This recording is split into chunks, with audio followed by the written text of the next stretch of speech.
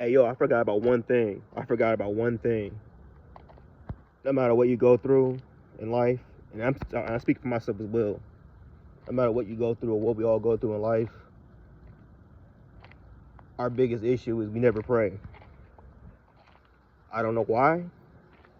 I don't know what stopped us. I don't know if it's pride, ego, whatever.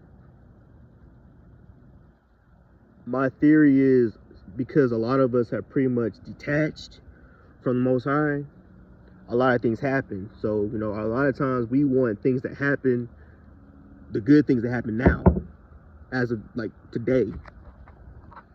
And it doesn't work like that. It never has worked like that. And it never will work like that. You have to put in the work regardless of anything. You know, and as a person who's very impatient, I have to learn that.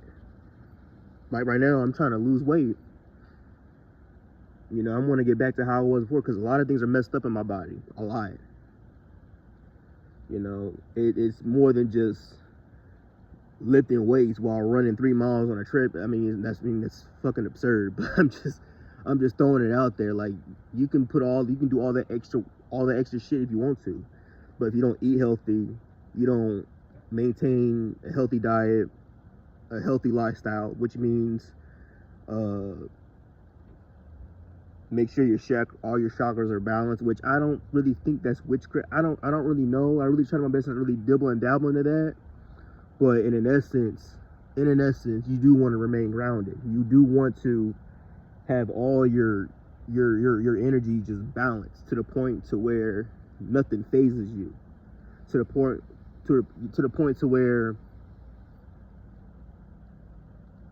you're okay. No matter what's thrown to you, you will be okay. That's where I want to be in my life. No stress. Stress kills you. It's the number one killer. As well as a unhealthy lifestyle. But like I said before, many of us tend to not put in the work, and we expect these great results. We expect all the great things to happen to us, and it doesn't work. We watch social media. We look at social media or these influencers and shit like that. They've already, I guess, established their life, whether it was given to them or they somehow put in the work. I don't know, but they're where they're at right now. We can't compare our lives to their lives. We can't. It just doesn't work like that, and it shouldn't work like that. So promise me one thing: we're not only going to keep it rolling, but we're going to keep it positive. No matter what's thrown at us, try. Like I said in my last video, I got a lot of shit going on. A lot of shit going on, and I gotta try to fix it. You know, I've trusted the wrong people. I put my faith and I've trusted the wrong people. And look where it's got me. So now I gotta try to fix it. But in the midst of all, I cannot talk today. I really cannot talk today. At the midst of it all, the Most High's got me.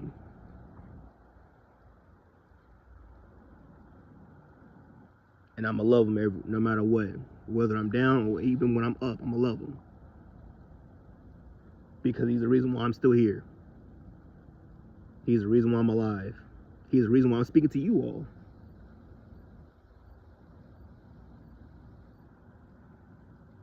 I'm always blessed. Even when I don't see it, I'm blessed. I just hope my generation, the younger generations, have the same mentality. Sad thing is we don't. And it's gonna get worse.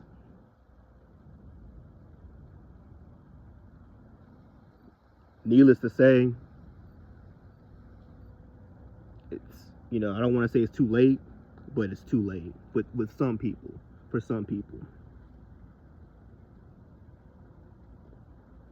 Just try your hardest. Try your best. I look rough as shit on camera right now, but I don't care. I don't give a fuck. And I'm sorry for cussing, but this is my authentic self. This is, I mean, I'm gonna be very authentic. That's the point of this channel. We're gonna keep it rolling, but as we're keeping it rolling, we're gonna be authentic here. We don't bullshit no one.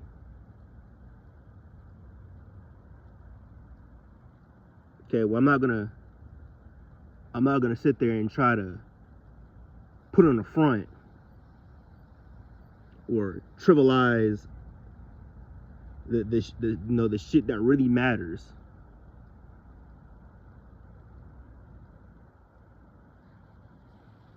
Because that's just it's a front. It's a, you know, it's it's masquerade. I cannot talk today. It's a masquerade.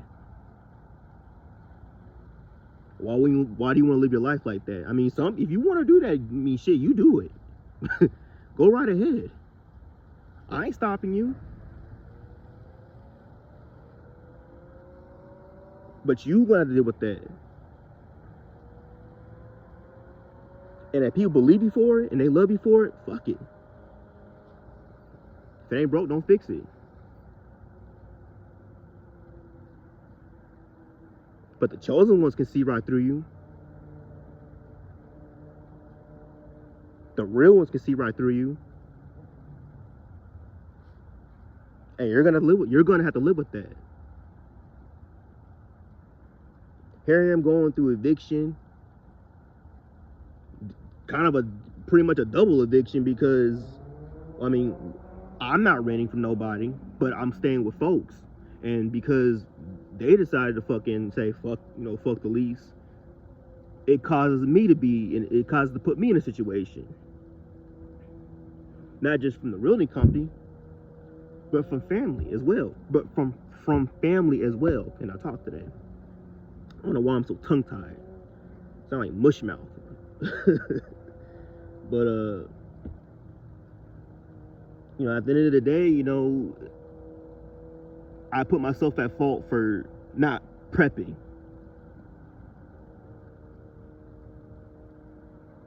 I will admit that. It's one thing about me. If I know I'm fucked up, if I know I messed up in life, I'm gonna tell you that I did. I'm gonna tell you. Those who know me, from Pasadena all the way to motherfucking Clarksville, Tennessee, where I am right now, they will tell you. I'm not about bullshit. I'm not gonna be about bullshit. I have no reason, no rhyme or reason to bullshit you. I gain nothing out of it. Shit, I mean, I'm probably not gonna have enough followers at the end of the day. Shit, and I don't care. I might not even one of you. And guess what? I don't care. But eventually somebody's gonna run into this video. And it will resonate with them. I'm 8 minutes in. I'm not gonna try to, you know, put on this narrative that, well, I wouldn't necessarily call it a narrative. Let me not say narrative, but I'm not gonna put on this, I don't know what to call it.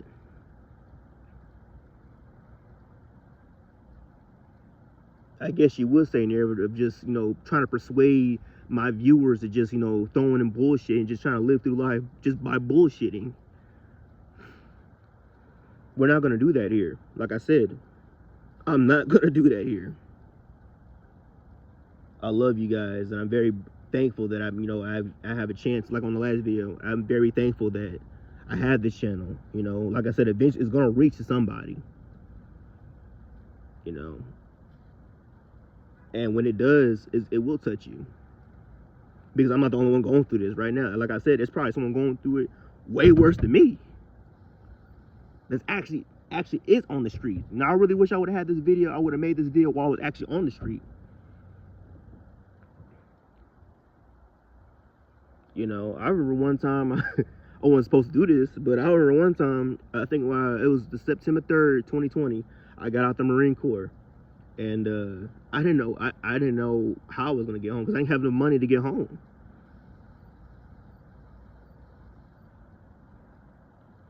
It wasn't like I could stay with her, roommate or anything, because I didn't really know anybody in Virginia Beach like that, other than the people that was in base. And then for some of the people that, some of my closest homies, it was kind of hard to get in contact with them because either A, they already chaptered out, or B, we just lost contact. That is what it is. We lost contact. So I had to I stayed with a buddy of mine and his girlfriend. He was still he was in the Navy. But it was just for my fellas out here, man, don't do it. I don't care if you and your homies were friends since y'all were fucking Rugrats. Don't do it. Especially, well, do it when it's just the homies. But if your homie has a significant other, don't stay with them. Don't do it. Don't do it. Especially when you mean well, don't do it. I'm being serious. Don't do it. Because she's gonna cause a divide, or that significant. It doesn't have to be a female. It could be a man. If it's a female watching, it will cause a rift in between y'all's relationship. And I can say I'm honestly lucky that me and my homie, we're still cool. Bert, we're still cool. I love you to pieces, bro. No matter what, I'm always love you to pieces. The irony is, he saw how much of a piece of shit she was, and I don't know when. It had to be sometime after I had left Virginia Beach, where they decided to split, because they were engaged. Oh yeah, they were engaged. But hey, shit happens, right? Karma's a motherfucker. But it was uncomfortable living in there, man. It was like I had to walk on eggshells. It wasn't like I said anything, inappropriate or anything like that, where I made her feel weird. It was just low key, she wanted me gone. Or high key, she wanted me gone. And though she wasn't gonna say it herself, she was gonna have Bert, because Bert, like I said, Bert's like my brother, so he's gonna talk to me. And it would just be little shit. It would be like, a misunderstanding. For example, I was making quesadillas. I had asked, hey, we'll be okay if I borrow some cheese to make some quesadillas. They were like, cool, no problem. And I did just that. Use the right amount, I guess, to make some motherfucking quesadillas. And it became a problem. Because she was like, oh, you're using too much. And like I said before, she wouldn't tell you directly. She would have to actually go to your friend or go to whoever to tell you how she felt. Everything that I did. Everything. But it's what it is. It is what it is. So I made the ballsy decision. Oh my god, it was so stupid. Oh, it was so fucking stupid. But it was ingenious at the same time. I went back to base, right? And like I said, I'm very well connected in base. I had stayed in my old room when I checked in the very first time I came into that base. Stayed in my old room. It happened to be it was a quarantine barracks. It was around the COVID times. Now, granted, I didn't have no motherfucking COVID or anything like that. I'm just saying that anybody that was hit with COVID, they had to stay in those barracks because they were gonna pretty much get rid of those barracks. So I went ahead and stayed in those barracks for like a month. Ended up working a bullshit job, paid under the table.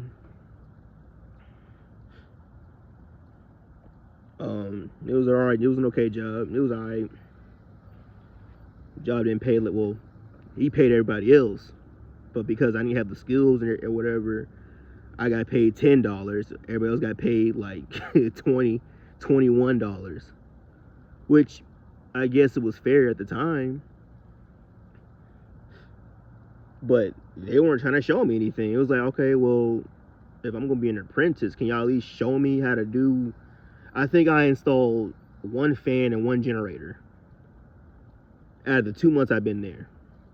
Everything else was just gathering materials, gathering supplies to load the vans. And sometimes I'll even go to these job sites with these people. Now, I will admit, there was one guy named Alex, a Jamaican dude. Me and Jamaicans are like this. I don't know why, but we're like this. But he showed me the ropes on a lot of shit, and he's actually giving me game on a lot of shit. So Alex, wherever you are, bro, I love you, man. Thank you. But needless to say, you know, I had to leave, and I did. I left, came home with just $300 in my name.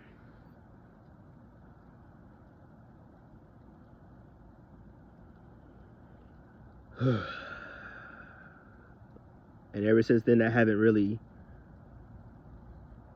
I haven't come up with a plan to just, you know, solidify where I was going to be. Here I am, 30. I came home at 25.